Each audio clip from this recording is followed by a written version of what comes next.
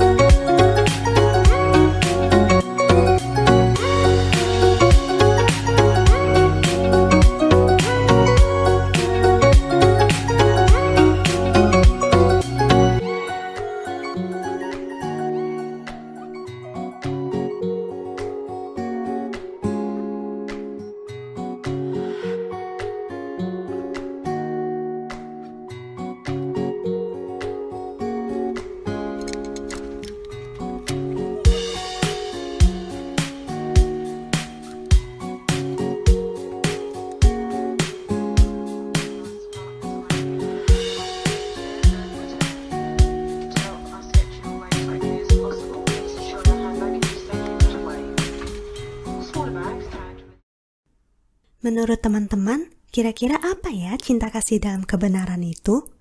Oh iya, untuk mengingatkan kembali bahwa cinta kasih dalam kebenaran itu merupakan salah satu nilai dasar selain manusia yang utuh dan hidup dalam keberagaman. Di dalam buku Sindu, disampaikan bahwa perkembangan kemajuan dan peningkatan martabat manusia itu ditentukan oleh cinta kasih dalam kebenaran. Benar yang berarti di dalamnya ada kebaikan dan keindahan. Cinta kasih itu seranah dengan keindahan. Maka dari itu, kebenaran, kebaikan, dan keindahan itu saling mengandaikan dan mensyaratkan. Cinta kasih dalam kebenaran menggunakan hati berdasarkan kebersihan akal sehat. Bukan berupa kebenaran ide atau abstrak intelektual, tetapi kebenaran yang nampak atau terungkap atau tersingkap dari tindakan konkret. Tindakan ini ditangkap melalui pengalaman langsung. Cinta kasih dalam kebenaran menumbuhkan kesadaran atau keterpanggilan untuk melakukan tindakan moral yang baik. Maka, kebenaran ini muncul dari kegaguman, bukan dari indoktrinasi ide-ide. Selain itu, cinta kasih dalam kebenaran itu merupakan kebenaran yang tidak palsu, tidak didapat karena ketidakjujuran.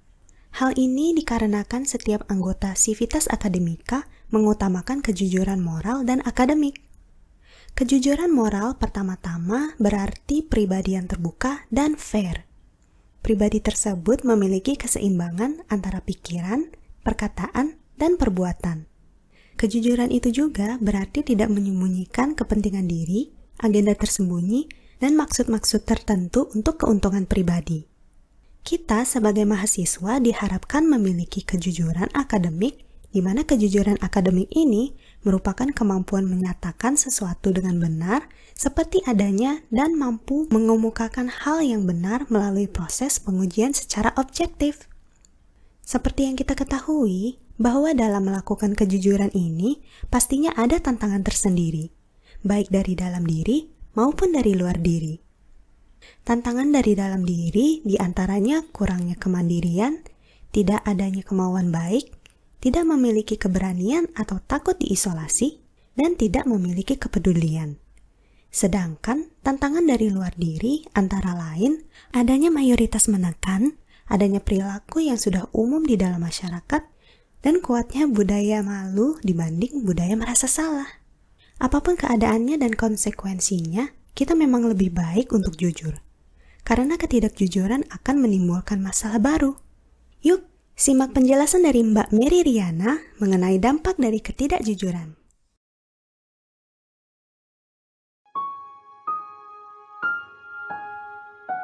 Baru-baru ini ada berita tentang tertularnya puluhan tenaga medis akibat adanya pasien yang tidak jujur tentang kondisinya. Sangat disayangkan pastinya. Hanya karena satu hal, begitu banyak kerugian yang harus terjadi. Ketidakjujuran. Sebuah ketidakjujuran tidak pernah menyelesaikan masalah. Sebuah ketidakjujuran selalu mengakibatkan munculnya masalah baru. Apapun keadaannya, apapun konsekuensinya, jujurlah. Jujur pada diri sendiri, jujur pada orang lain. Karena ketika kamu gak jujur, bukan hanya orang lain yang dirugikan, tapi dirimu juga ikut dirugikan. Saya jadi teringat sebuah kisah lama. Kisah ini saya dengar dari sejak saya kecil. Begini ceritanya.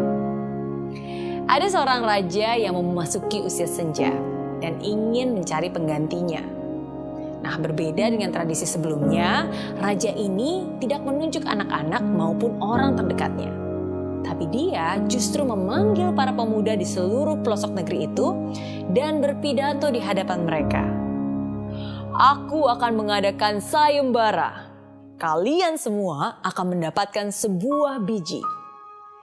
Tanamlah biji ini, rawatlah, dan kembalilah setahun lagi dengan tanaman kalian masing-masing. Bagi siapa yang memiliki tanaman terbaik, akan langsung kutunjuk menjadi raja untuk menggantikanku. Begitu ucapnya. Ada seorang pemuda bernama Joko terlihat sangat antusias. Dan akhirnya dia menanam biji itu dan menyiramnya setiap hari. Hari demi hari berlalu sampai sebulan. Dan ternyata belum tumbuh apa-apa. Setelah 6 bulan, para pemuda lain mulai membicarakan tanaman mereka yang tumbuh tinggi. Namun, pot si Joko masih kosong melompong.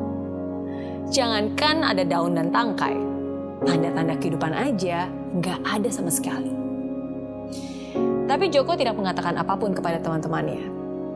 Dia tetap menunggu biji tersebut bertumbuh. Setahun pun berlalu. Semua pemuda membawa tanamannya kepada sang raja. Awalnya Joko enggan. Namun ibunya mendorongnya untuk pergi dan berbicara apa adanya. Dan raja pun menyambut para pemuda seraya memuji tanaman yang mereka bawa. Wow, kerja kalian luar biasa. Tanaman kalian begitu indah. Aku akan menunjuk seorang dari kalian untuk menjadi raja yang baru. Tiba-tiba raja melihat Joko berdiri di belakang kerumunan orang dan memanggilnya. Joko pun panik dan gemeteran. Aduh, jangan-jangan aku akan dihukum karena tidak memberikan hasil sedikit pun. Begitu pikirnya. Orang-orang di sekitarnya pun mengejek dan mencemooh dia karena membawa pot yang kosong melompong. Tenang, tenang, raja berseru. Ia pun mendatangi Joko, lalu ia mengumumkan, dia adalah raja kalian yang baru. Dan semua orang pun terkejut. Bagaimana mungkin seseorang yang gagal tidak menghasilkan apa-apa bisa menjadi raja? Sang raja pun melanjutkan. 1 tahun yang lalu aku memberimu sebuah biji untuk ditanam. Tapi aku memberikan biji yang sudah dimasak. Dan tentu saja biji yang sudah dimasak tidak akan mungkin bisa bertumbuh. Jadi, untuk kalian yang membawa pot dengan tanaman yang indah, kalian semua tidak jujur.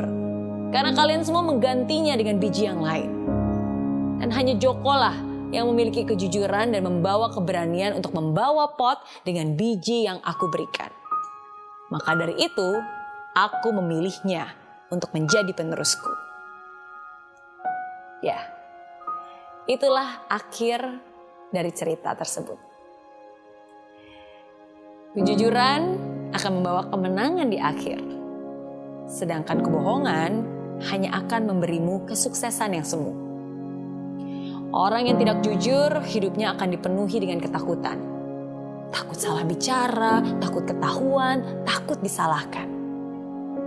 Sebaliknya, ketika kamu berkata jujur, kamu tidak perlu berusaha untuk mengingat apapun. Ketika kamu berkata jujur, kamu tidak perlu terus-menerus dikejar rasa bersalah. Lebih baik jujur meskipun tampak memalukan. Lebih baik jujur meskipun harus dimarahi. Lebih baik jujur meskipun menyakitkan. Mungkin kamu bisa berbohong pada orang lain, tapi kamu nggak akan bisa membohongi diri kamu sendiri. Kamu nggak akan bisa membohongi Tuhan. Jujur itu adalah sebuah keberanian. Keberanian untuk mengakui kesalahan. Keberanian untuk menerima segala konsekuensi dari perbuatan. Jujur itu melegakan. Jujur itu sangat mahal. Jujur akan membuat kamu dipercaya. Dan kepercayaan itu tidak ternilai harganya. Kepercayaan itu tidak bisa dibayar dengan apapun.